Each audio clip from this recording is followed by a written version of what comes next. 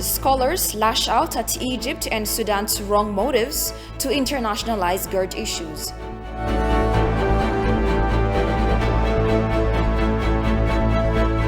And Finance State Minister expresses government's commitment to alleviate the soaring inflation.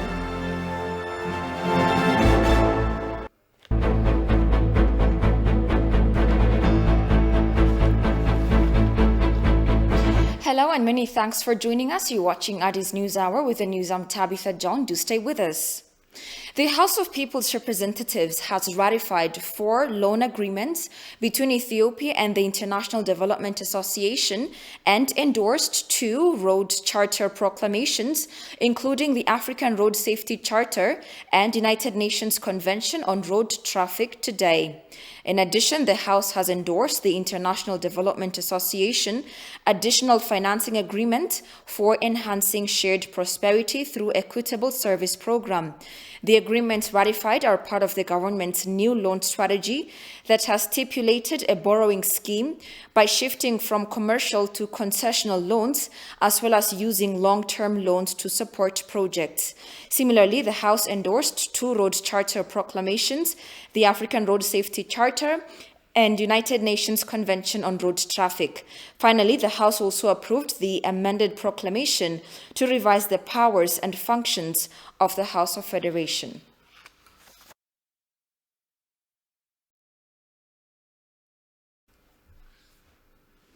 The federal government's decision to withdraw its military force from the state of Tigray remains to be an epicenter of political dialogue in the country and beyond. Talking to ETV English, Japanese and Djiboutian ambassadors to Ethiopia said the withdrawal of ENDF from Tigray is quite impressive and important to undertake humanitarian assistance. Habtamu Ashragwe reports. The Ethiopian National Defense Forces have been taking a law enforcement operation against the TPLF gangs over the past 8 months in the state of Tigray. Recently, the federal government's decision to withdraw its military force from the state of Tigray remains to be an epicenter of political dialogue in the country and beyond. Talking to ETV, the Japanese and Djiboutian ambassador to Ethiopia said the government's decision helps to bring about solution and end conflict in the region. I would like first to congratulate the Ethiopian authority for first that election going smoothly and peacefully in Ethiopia. This is a very, very important step for the Ethiopian people. The second one will be, of course, this unilateral ceasefire. It's also a great achievement for the Ethiopian peoples. I think it will be very important, and we hope to see this implementation doing well. The humanitarian ceasefire as well as the national dialogue, that was quite encouraging. But at the same time, we are still concerned about some of the Japanese people who are stuck in Mekelle and safely returned. That's what we'd like to deliver as well. According to the Djiboutian ambassador, the recent unilateral ceasefire agreement helps to address various socio-economic complications in the region. Mohammed added Ethiopia has been playing an unprecedented role to bring strong Africa in the continent.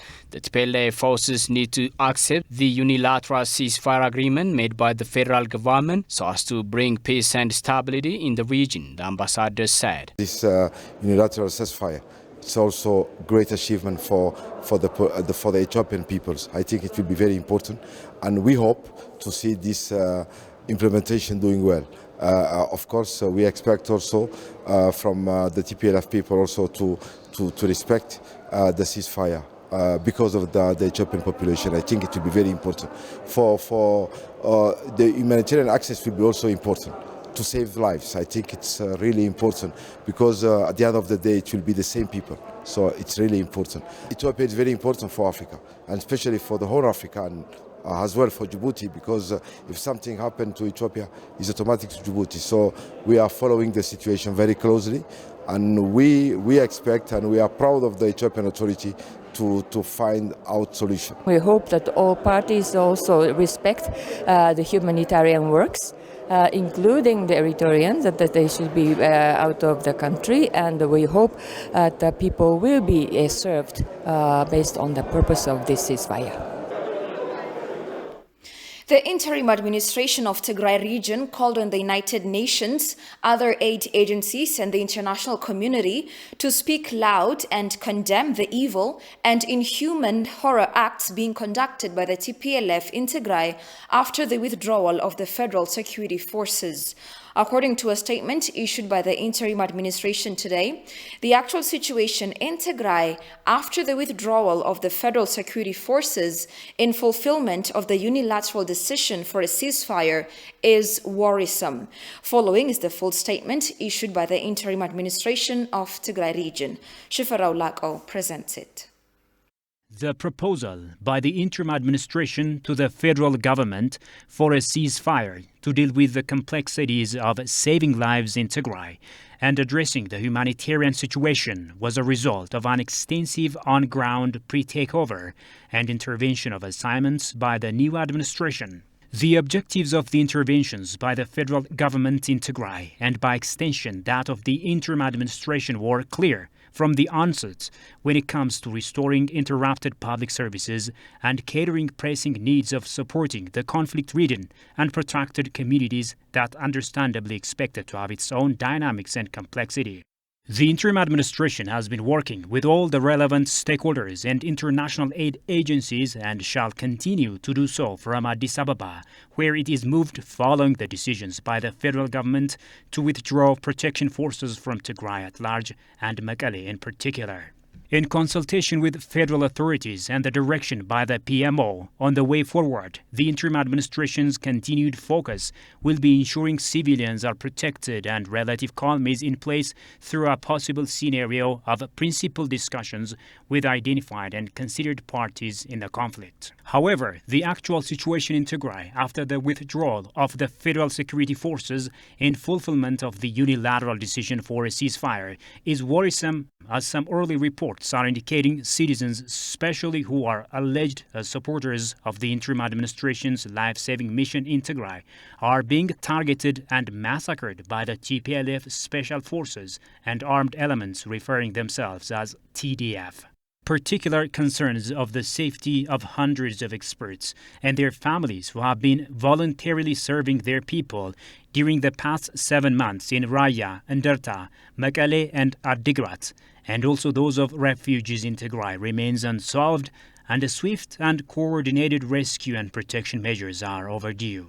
The large-scale and region-wide attacks and lootings happening in Tigray by the rebellious armed groups has also vandalized the stores of humanitarian aids in many locations across the region, causing a huge setback in the fight to prevent and mitigate the challenges of looming famine in Tigray. This irresponsible and reckless act of TPLF and its allied forces is causing an exodus of fleeing citizens in thousands from all parts of Tigray, including the capital Mekelle, fearing for their lives and that of their family. The federal government of Ethiopia is daily registering a huge influx of refugees requesting to go to different parts of Ethiopia, and also some immigrants are fleeing to Eritrea.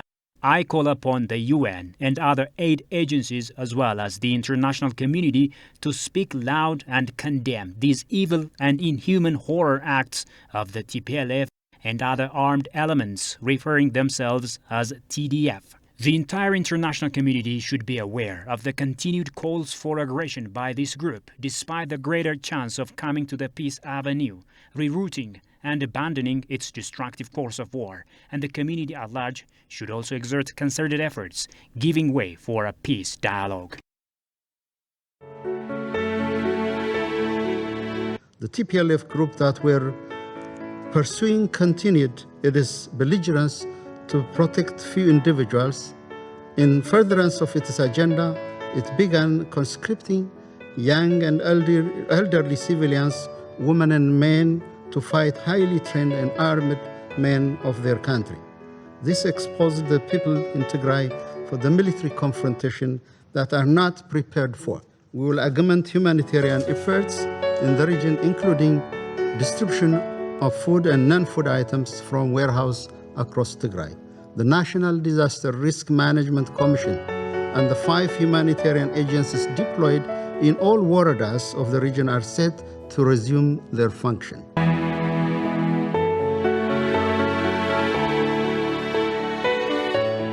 Following the organization of peaceful and successful national elections this month, efforts are now geared towards building a stronger, united, and democratic country. In this connection, the Ethiopian government is developing a roadmap for inclusive dialogue to ensure a lasting peace and stability. Welcome back again. The Ethiopia-Russia Military Technical Cooperation Joint Forum kicked off in Addis Ababa. The forum aims to enhance military cooperation between Ethiopia and Russia in technology, skill transfer, and experience sharing spheres. State Minister of the Russian Defense Finance Division, Marta Luigi, said the establishment's diplomatic, military, economic, and social cooperation dates back to 1898, adding that the two nations maintain ties in multifaceted areas. Following the discussion between Prime Minister Abiy Ahmed and Deputy Prime Minister Demeke Mekonnen with President Vladimir Putin, the two countries have been witnessing close ties in multifaceted areas of cooperation, the State Minister added.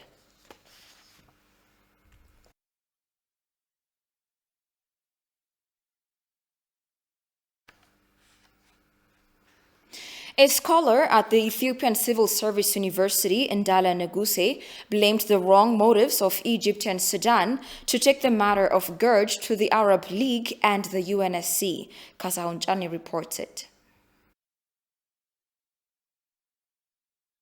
Talking to ETV English, Ndala Neguse said Ethiopia's stance on ground Ethiopian Renaissance Sudan has always been positive that considers the regional economic cooperation. The scholar also stressed the on and off tripartite negotiation between the three countries has nothing to do with water shortage in downstream countries. Ndala further underscored the wrong motive of Egypt and Sudan to take the matter of the grand Ethiopian Renaissance Sudan to the Arab League and the United Nations Security Council is irrelevant as it indicates a colonial agreement. In all aspects, GERD has brought to them many benefits. But still, they want to use the GERD so as to diverse their domestic problems. They have brought to, they brought the case to Arab League. You see, this is against international law. The GERD is in Africa. 3 countries are in Africa. So why Arab League interfere? This is so as to make the issue more complicated.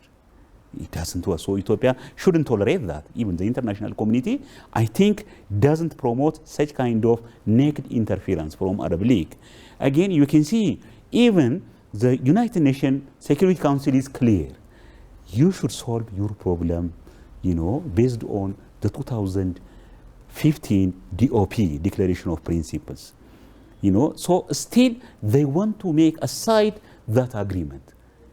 That agreement is the only agreement for these countries. Otherwise, there is no agreement among these countries. Colonial agreement doesn't work at this time. He underscored that Egypt and Sudan don't have any kind of legitimacy over Ethiopia's natural resource, highlighting the interest to divert the internal politics. Regarding GERD, Ethiopia is clear. Ethiopia's intention is supported by international law. Ethiopia's concern is supported by African Union. Ethiopia's intention is supported by even the peoples of Sudan and Egypt. From the very beginning, the Sudan government, the current Sudan government and Egypt government, try to use the GERD so as to divert domestic problems. You can see at this time inside Sudan, there is no good governance. There is a shortage of basic needs. There are a number of problems. So they want to use GERD, as scapegoat regarding their problem. You can see, problems even in Egypt. You can see the suffering. You can see the dictatorship. You can see those, the Egypt government doesn't have legitimacy. He pinpointed that Ethiopia is always committed to the trilateral talks of the Grand Ethiopian Renaissance Sudan under the umbrella of the African Union that will help the negotiating parties ensure a win-win solution. Ethiopia didn't participate on those colonial treaties. So it doesn't work on Ethiopia. Even it doesn't work for other Africans at this time. This is, the issue. So even the Security Council, regarding my intention, has, has been looking, at these issues, carefully. Even they already did it before. Still, you should solve your problem using African Union, because the right organization is African Union. Still, they are in dilemma because they don't want to solve the problems. Because if that problem has been solved, they may expect a kind of internal, problems maybe has been seen in the two countries. So still, regarding international law, regarding diplomatic principle, already they have been defeated. Ethiopia already has taken the upper hand.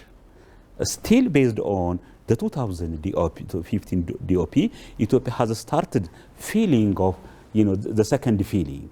This is in the right direction. Ethiopia is not against 2015 DOP. Egypt and Sudan are still attempting to exert unnecessary pressure on Ethiopia through different means, Dala pointed out. Ethiopia commenced the construction of the Grand Ethiopian Renaissance Dam in 2011 on the Blue Nile River, a major tributary of the Nile. The dam will provide electricity to its population of more than 110 million. The downstream nations of Egypt and Sudan are concerned that filling the dam without an agreement could lower the water levels of the river in their countries. Daniel Kasahun has more. The River Nile plays an important role in the economic, agricultural and industrial sectors of East African economies. Ethiopia began filling of the dam last July and it said the process will take 5 to 7 years to complete. Ethiopia informed Egypt on Monday that it commenced the second stage filling of the GERD. The official Sudanese agency reported the same news on Monday and the Ministry of Foreign Affairs released its statement in response.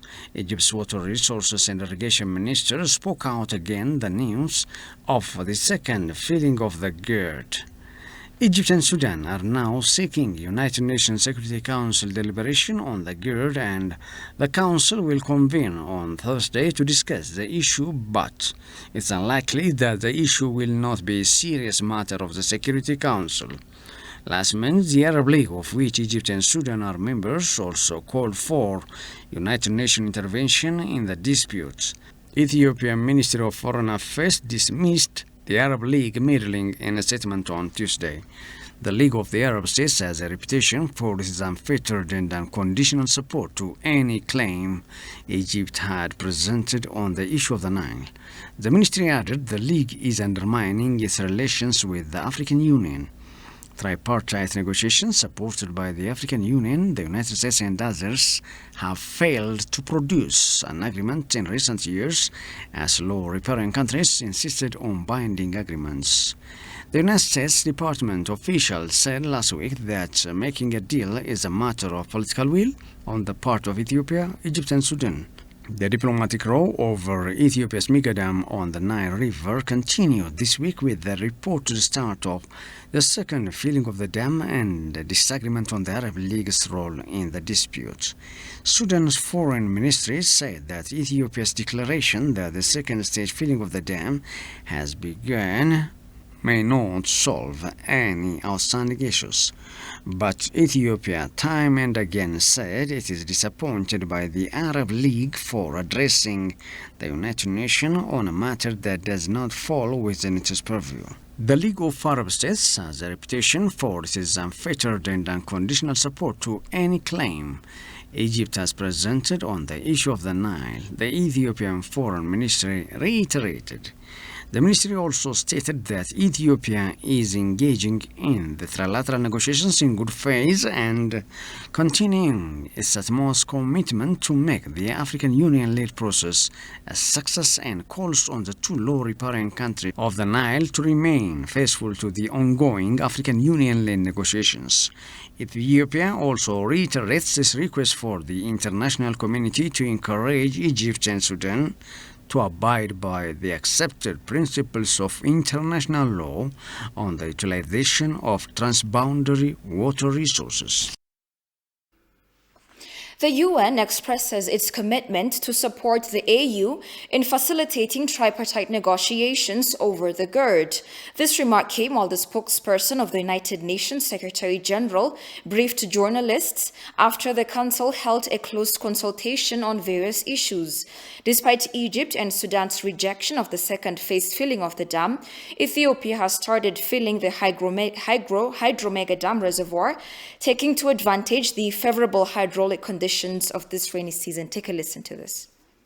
We recognize and strongly support the role currently played by the African Union chairperson in facilitating the negotiations between the three countries. We again call on them to work with those three countries. Stefan Dujarric, spokesperson for the Secretary-General, urged the three countries to deal with issues based on the principle of equitable and reasonable utilization. Solutions to this need to be guided by example, by solutions that have been found for others who share waterways, who share rivers. And that is based on the principle of equitable and reasonable utilization and the obligation not to cause significant harm. The spokesperson also assured that humanitarian workers confirmed that humanitarian access has improved in Tigray with large areas. Ambassador of Ethiopia to Uganda, Alam Tsahai Maseret, has held discussions with Ibrahim Uwizeye, Minister of Water, Energy and Minerals of Burundi. Their discussion mainly focused on issues related to the Grand Ethiopian Renaissance Dam. The ambassador briefed the minister on the current status of GERD and Ethiopia's plan to continue the second stage of filling the dam per schedule. Stressing the importance of electricity for development and growth, the Burundian minister said his country is waiting for the completion of the dam to purchase electricity from Ethiopia.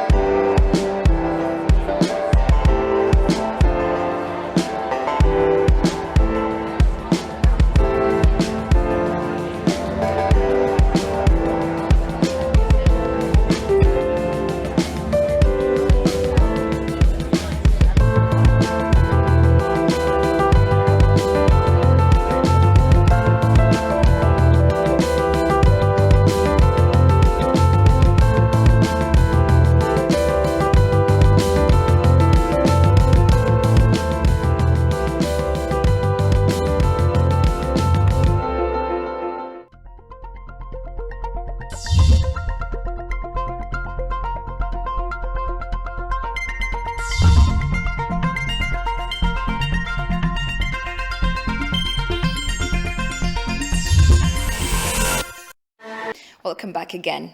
The Ethiopian diaspora in various states of the U.S. are planning to stage a demonstration in New York City to oppose the meeting of the UN Security Council on the Grand Ethiopian Renaissance Dam.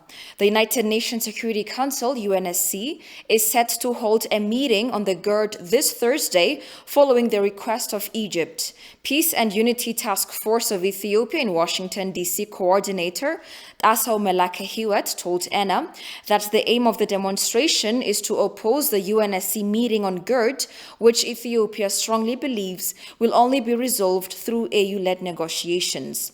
Ethiopians and foreigners of Ethiopian origin from New York, New Jersey, Boston, Connecticut, Delaware, Pennsylvania, Washington, D.C., and Maryland are expected to take part in the demonstration, according to Asao. The Ethiopian diaspora have vowed to continue supporting the dam in all ways, including financially.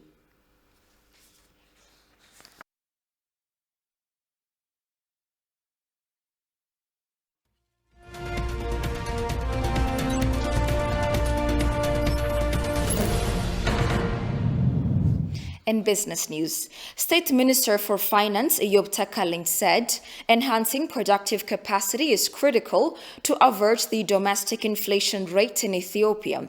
Talking to ETV English, Eyob said Ethiopia has registered notable attainments in stabilizing its macroeconomic challenges. Jerusalem Betaha reports. According to the Central Statistical Agency, inflation in June rose by 24.5% compared to the same period last year. Food inflation has risen by 28.7% in June compared to the same period last year. Talking to ETV English, State Minister of Finance Eyob Takaling said Ethiopia has registered remarkable achievement in stabilizing macroeconomic challenges. We have successfully tackled a number of macro challenges. Ethiopia was on the verge of serious financial crisis. I think we've averted that challenge, and we can now boldly say we have a very sustainable financial system in Ethiopia. We have done a wonderful job in terms of our debt profile in general. This country had a huge debt burden. We still have a number of debt to pay back, but in terms of debt sustainability, I think we have done a wonderful job. But also overall macro stability is by and large, I think, on a promising track, except inflation. However, Eyob said creating new job opportunities for the youth, improving productive capacity, and giving priority on supply resolutions are among the government has taken as a solution to address domestic inflation in the country. So when we talk about inflation, it's not just the yearly growth that should worry us. It's the overall accumulation, the overall cost of living increase. That is the most critical thing. We enhance our productive capacity. When the farmers produce more, they get more. When our manufacturing facilities are producing more, they get more income. That is the most important element to, I think, minimizing the cost of living. But arresting inflation is also very critical. To that end, we have a very prudent monetary and fiscal policy. You saw in this budget, for instance, we have made sure that whatever additional resource we mobilize to fill the revenue gap has to be mobilized from the market, not from the National Bank directly, because that would be inflationary. But also, we have a very, I would say, stringent fiscal stance, because that would be very, very useful. But overall, if you look at the basket of products that we use to measure inflation, the big chunk comes from critical food commodities.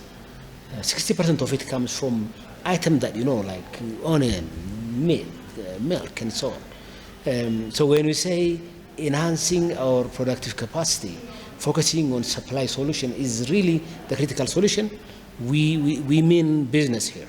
So what we do in that regard would significantly help us reduce the rate of inflation. But of course, the market structure also had significant problems that we need to address, that we need to correct. Addressing the fourth special session of the Parliament this week, Prime Minister Abiy Ahmed said despite challenges from COVID-19, locusts, flash flood, unfinished projects, conflict and global inflation, This year's growth is expected to be more than 9% compared to the 2019-2020. Eyob said as COVID-19 had affected on Ethiopia's domestic economy, the government has been giving priority to help the economy rebound. Because of the policy measures that we've taken, because of the sensible decision that we've taken, we've managed to shield off the Ethiopian economy from the worst that could have happened if we hadn't taken those policy measures. Our effort to protect jobs, for instance, the policy measures that we've enacted to make sure business stay active, and our focus in shielding some productivity sectors like agriculture, manufacturing, has paid off. And that's why, despite, of course, you can't discount the impact of COVID, but overall, we have survived. We've done much better than our peers elsewhere. But hopefully, the global economy would be in a much better situation next year as the corona pandemic comes to an end, which means tourism would open up. There will be more business for the airway, telecom, communication industry in general. As part of the initiative to boost the country's economy, the House has endorsed the International Development Association additional financing agreement for enhancing shared prosperity through equitable service program.